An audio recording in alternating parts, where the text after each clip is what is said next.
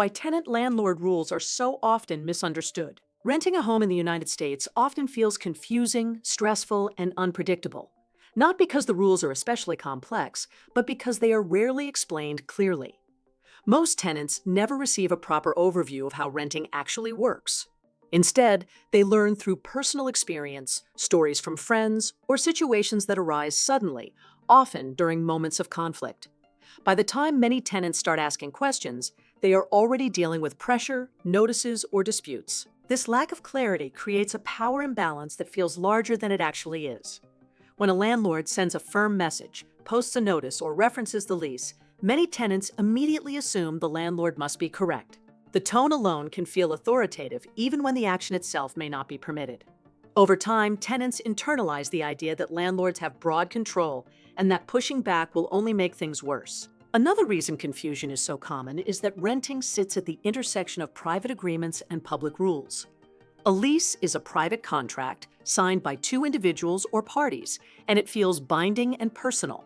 Housing laws, on the other hand, operate quietly in the background. They are not printed on the lease, rarely explained at move-in, and usually only become visible when something goes wrong. Because of this, many tenants assume the lease is the entire system, when in reality, it is only one part of a larger framework. Landlords, too, can misunderstand the limits of their authority. Some rely on outdated practices, personal assumptions, or advice passed down informally. Others intentionally frame requests in a way that discourages questions. In both cases, tenants are left unsure of what is normal, what is required, and what is optional. This video exists to slow the process down. It explains how landlord-tenant rules generally work across the United States, from a tenant's point of view, focusing on common situations that cause confusion. It does not assume bad intentions on either side. Instead, it explains where authority actually comes from, where it stops, and why so many misunderstandings persist. This explanation is for general educational purposes only. It describes how tenant protections typically function and does not provide legal advice, what a lease does, and what it cannot override. A lease is one of the most misunderstood documents in everyday life. For many tenants, signing a lease feels like handing over control. The language is often formal, the document is long, and the consequences of violating it can sound serious. Because of this, tenants often assume that once a lease is signed, whatever the landlord says must be followed without question. In reality, a lease is a contract that sets out specific terms of the rental arrangement, such as how much rent is due, when it must be paid, how long the tenancy lasts, and what basic rules apply.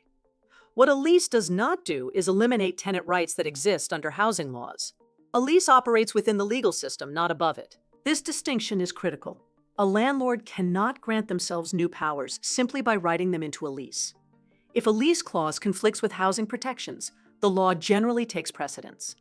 Even if a tenant signed the lease, that does not automatically make every clause enforceable. For example, a lease might include strict language about access to the unit, but that does not remove a tenant's right to privacy. A lease might attempt to limit repair obligations, but it cannot eliminate the landlord's responsibility to provide livable housing. A lease might threaten immediate consequences for certain behaviors, but those consequences still have to follow proper procedures. Tenants often hesitate to question lease terms because they assume signing equals consent to everything. In reality, consent does not override legal limits. Courts and housing authorities routinely look beyond the lease to determine whether an action is allowed. Another important point is that silence in a lease does not automatically benefit the landlord. If a lease does not mention something, that does not mean the landlord is free to act however they choose. Housing laws fill in many gaps, especially around privacy, notice, repairs, and termination. Understanding the role of the lease helps tenants separate what is contractual from what is legal. This separation makes it easier to evaluate situations calmly instead of reacting out of fear. Rent, fees, and increases. What landlords can actually control. Money is one of the most emotionally charged aspects of renting. Rent payments affect monthly budgets, stability, and housing security. Because of this, tenants often assume landlords have total control over rent and fees. While landlords do have authority in this area, it is far more limited than many people believe. Landlords are allowed to charge rent in the amount agreed upon in the lease. Tenants are expected to pay that rent on time, according to the terms of the agreement. Beyond that, however, landlords cannot change rent whenever they feel like it. In most cases, rent cannot be increased during a fixed-term lease unless the lease explicitly allows it. A one-year lease generally locks in the rent for that year. Even if market conditions change or the landlord's costs increase, rent usually cannot be adjusted mid-term without a contractual basis. For month-to-month tenancies, rent increases are more flexible, but they are still regulated. Advance notice is almost always required. The amount of notice depends on location, but the underlying principle is the same. Tenants must be given time to adjust, plan, or decide whether to continue the tenancy. Sudden rent increases without warning are not the norm, even though they sometimes happen.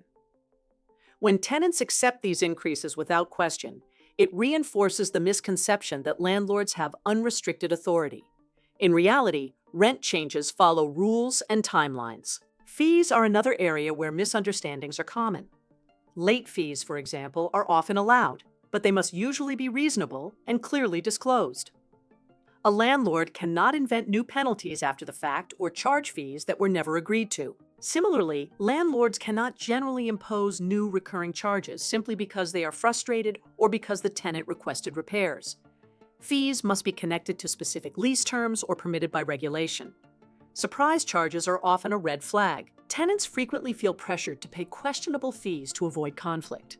Understanding that not every demand is automatically valid helps tenants pause and evaluate, instead of reacting immediately. Privacy and entry. When landlords may enter your home.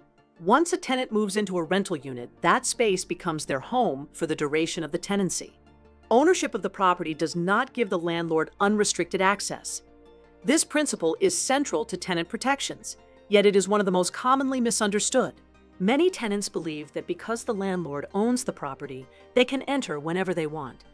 In reality, tenants have a right to reasonable privacy. This right exists regardless of how cooperative, punctual, or agreeable the tenant is. In most situations, landlords are required to give advance notice before entering a rental unit. The purpose of entry matters. Repairs, inspections, and showings are generally considered legitimate reasons, but notice is still required except in emergencies. An emergency is usually defined as a situation that poses an immediate risk to safety or property, such as a fire, major water leak, or gas issue. Outside of emergencies, unannounced entry is generally not permitted. Repeated surprise visits, frequent inspections without clear purpose, or entry motivated by frustration can cross the line from management into intrusion. Tenants often tolerate this behavior because they fear retaliation or eviction. However, privacy protections exist specifically to prevent that kind of pressure. A landlord's convenience does not override a tenant's right to peaceful enjoyment of their home. This right is not a favor granted by the landlord. It is a foundational part of the rental relationship. Repairs, maintenance, and the meaning of livable housing. One of the most important and most emotionally draining issues tenants face involves repairs and maintenance. Many tenants live with broken appliances, unreliable heating, or unsafe conditions because they are unsure what they are entitled to ask for. Landlords are generally required to provide housing that meets basic standards of habitability. This does not mean the unit must be modern or luxurious. It does mean that essential systems must work and that the space must be safe to live in. Habitability usually includes functioning plumbing, heat, electricity, and structural safety. Problems that affect basic living conditions are not optional fixes. They are part of the landlord's responsibility. Tenants are usually expected to report issues promptly and allow reasonable access for repairs. They are not, however, responsible for fixing major systems or paying for repairs caused by normal wear and tear. Many tenants delay reporting issues because they fear being labeled difficult or causing tension. This delay can make problems worse and increase stress. Understanding that maintenance obligations exist regardless of personal dynamics helps tenants approach these situations more confidently. Security deposits, what can be kept and what must be returned. Security deposits are one of the most common sources of frustration for tenants, largely because their purpose is often misunderstood. Many tenants assume that once the lease ends, the landlord has broad discretion to keep some or all of the deposit. In reality, security deposits are meant to serve a specific and limited function. A security deposit is generally intended to protect the landlord against unpaid rent or damage that goes beyond normal wear and tear. It is not meant to cover routine aging of the property, nor is it meant to serve as a penalty for a tenant simply moving out. Despite this, Tenants frequently experience situations where deposits are withheld without clear explanation. Normal wear and tear refers to the expected changes that occur when someone lives in a space. Minor scuffs on walls, worn carpet in high-traffic areas, or fading paint are typically considered normal. Damage, by contrast, usually involves harm caused by negligence or misuse, such as broken fixtures, large holes, or missing property. Landlords are generally allowed to deduct for legitimate damage or unpaid rent, but they are often required to provide an itemized explanation of those deductions. Many locations also impose deadlines for returning the remaining deposit. When these deadlines are missed, tenants may have additional protections. Tenants often accept deposit losses because they feel exhausted at the end of a move or unsure whether challenging the decision is worth the effort. Understanding that deposits are regulated helps tenants recognize when a deduction may be questionable rather than automatic. Evictions, notices, and what removal really means. Eviction is one of the most emotionally charged topics in renting, largely because it is surrounded by fear and misinformation. Many tenants believe that a landlord can force them out at any moment, simply by telling them to leave or posting a notice. In reality, eviction is a formal process, not an instant action. Landlords generally cannot remove tenants without following specific procedures. These procedures usually begin with written notice. The notice explains the reason for the eviction and provides a time frame for the tenant to respond, correct the issue, or vacate. Importantly, a notice is not the same as an eviction. It is the beginning of a process, not the end. Even when a tenant has violated the lease, the landlord usually must allow time for the situation to be addressed before further steps can be taken. If the issue is not resolved, landlords may need to pursue formal eviction proceedings. This often involves a court process. Until that process is completed, tenants typically retain the right to occupy the unit. Self-help evictions are a major area of misunderstanding. Actions such as changing locks, shutting off utilities, or removing belongings without following proper procedures are often prohibited. These actions bypass the legal process and can violate tenant protections. The key point is that eviction unfolds over time and follows defined steps. It is not something that happens overnight because a landlord is upset or impatient. Retaliation, pressure, and subtle forms of control. Not all landlord actions are overt or aggressive. Some of the most difficult situations tenants face involve subtle pressure rather than clear violations. Retaliation is one example of this dynamic. Retaliation occurs when a landlord takes negative action because a tenant exercised a protected right. This can include requesting repairs, reporting unsafe conditions, or asserting privacy rights. While retaliation can be difficult to prove, it is widely recognized as improper. Subtle pressure can take many forms. A landlord might suddenly enforce minor rules more strictly, issue warnings over small issues, or suggest that continuing to live in the unit may become difficult. These actions can make tenants feel targeted without explicitly violating rules. Tenants often blame themselves in these situations, believing they caused the tension by speaking up. Understanding that these dynamics are common helps tenants separate legitimate management from inappropriate pressure. Common situations tenants misinterpret. Many conflicts arise not from intentional wrongdoing, but from misinterpretation. For example, a landlord requesting entry for repairs may be acting within their rights, but failing to provide notice can change the situation. Understanding both sides of the rule helps tenants respond calmly rather than defensively. Similarly, a rent increase at lease renewal may feel unfair, but it may still be allowed if proper notice is given. On the other hand, a sudden increase mid-lease may not be permitted, even if the landlord insists otherwise. Security deposit disputes often fall into this category as well.